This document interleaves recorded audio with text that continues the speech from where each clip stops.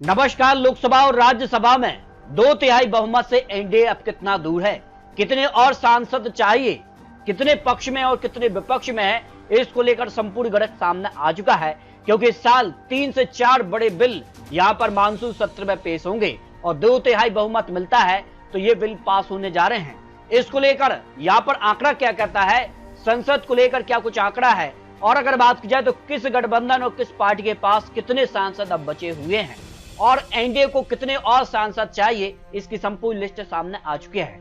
वर्तमान में बात की तो कांग्रेस के पास 98 सांसद हैं, समाजवादी पार्टी के पास 37 हैं, टीएमसी के पास 8 बचे हुए हैं, एनसीपी के पास 8 और अन्य सहयोगी के 7 हैं, आरजेडी के 4, सीपीआईएम के 4 बचे हुए हैं, शिवसेना उद्धव गुट के 9 सांसद थे लेकिन अब 3 बचे हुए हैं, आईयूएमएल के 3 सांसद हैं, जेएमएम के 3, सीपीआई के 2, एनसीपी के यहाँ पर 2 हैं। यहाँ पर बात की जाए तो कुछ अन्य पार्टियों के भी यहाँ पर सांसद हैं।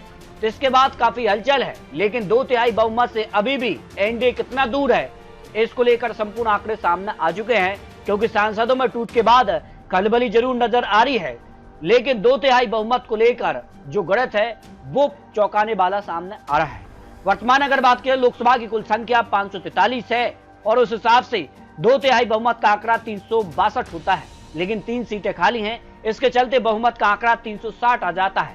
एनडीए के पास फिलहाल 293 सांसद हैं, लेकिन टीएमसी के बागी यहाँ पर 20 जो कि एनसीपीआई में शामिल हुए हैं, तो आंकड़ा पहुंच जाता है 313। अभी भी 2/3 बहुमत से एनडीए 47 सांसद दूर है। क्या ये 47 सांसद एनडीए के पक्ष में जा सकते हैं?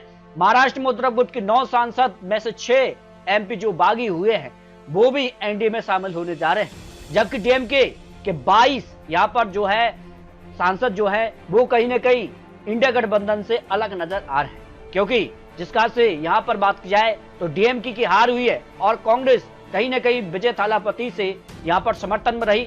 उसके बाद कहीं ना कहीं डीएमके स्टालिन सीधे तौर पर बगावत कर सकते हैं। अगर ऐसा होता है तो आंकड़ा जो है बढ़ सकता है।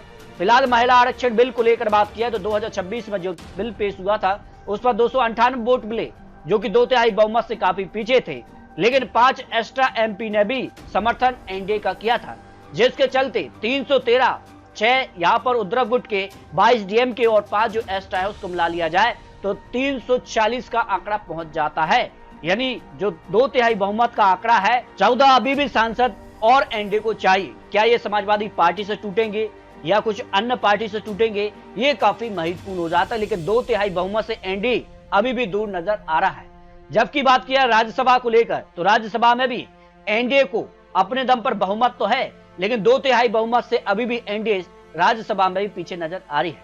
फिलहाल 242 सांसद हैं और बहुमत का आंकड़ा 122 है, जो कि एनडीए के पास यहाँ पर है, लेकिन 2/3 बहुमत का आंकड़ा 164 होता है और एनडीए के पास फिलहाल 148 सांसद हैं। यानी 16 और सांसद जो है 2/3 बहुमत के लिए यहाँ पर राज्यसभा में भी एनडीए को जरूरत है।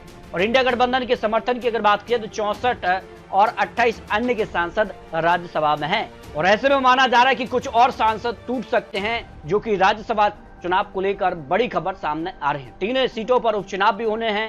उपचुनाव की अगर बात की जाए तो पश्चिम बंगाल में चुनाव होने हैं, जबकि संविधान संशोधन बिल जो कि 131वां संशोधन बिल विधेयक 2026 में पेश होगा। और अगर बात की अधिकतम सीटें लोकसभा की बढ़कर 850 का प्रावधान हो सकता है। इसको लेकर किस पार्टी को फायदा, किसको नुकसान होगा, क्योंकि 2029 में एक देश एक चुनाव, साथ में 850 लोकसभा सीटों पर चुनाव होते हैं, तो सीधे तौर पर उत्तर भारत के जो राज्य हैं यहाँ पर एनडीए के अधिक अलग राज्यों में सरकार है और अधिकतर राज्यों में एनडीए की सरकार है। फायदा एनडीए को यहाँ पर लोकसभा में मिल सकता है, जो बड़ी खबर सामने आ रही है।